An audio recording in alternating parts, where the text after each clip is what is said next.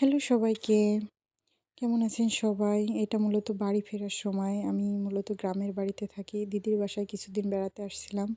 এখন গ্রামের বাড়িতে ফিরে যাচ্ছি। আমি মূলত ভাই, মা, দাদুর সাথে থাকি। পরের দিন সকালের ভিডিও এটা। এটা মূলত গ্রামের বাড়িতে আসার পর কি করলাম সেটা দেখানোর চেষ্টা। আমি ১ম এ ঘুম থেকে উঠছি। আমাকে মা ডাকছিল। ঘুম থেকে ওঠার পরে মা দেখলাম বলল পেঁপে পেকে গেছে সেটা পাড়তে।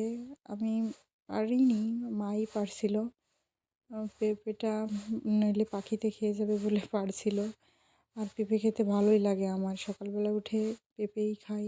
লাম আমার মায়ের মতে পেঁপে খাওয়া নাকি অনেক ভালো সকালবেলা।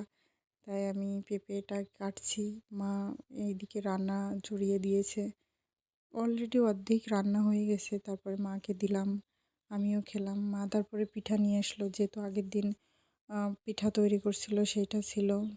আমি পিঠাটা খাইলাম। অনেক মজা হয়েছিল পিঠা। আমার মায়ের হাতের পিঠা সবচেয়ে ভালো লাগে আমার। আমি একটু পিঠা কম খাই, কিন্তু যেহেতু সে বানিয়েছে তাই ভালোবেসে দিল আর কি। তারপরে আমি আমার গাছগুলো দেখতে ছাদে চলে গেছিলাম। এগুলো আমারই লাগানো গাছ। এই সিম গাছটা ছাদে উঠিয়েছি। অনেক ফুল এসছে দেখেন, ছোট ছোট সিমও হয়েছে। খাওয়ার মতনই প্রায় হয়ে গেছে। নিচে আরও আছে যেগুলো খাওয়ার মতো প্রায় হয়ে গেছে। তারপরে আমাদের ছাদে একটা গোলাপ গাছ আছে যেটা আমিই লাগিয়েছি। আমার এত ফুল প্রিয়, তাই আমি সব রকমের গাছ আমি লাগাইতে পছন্দ করি।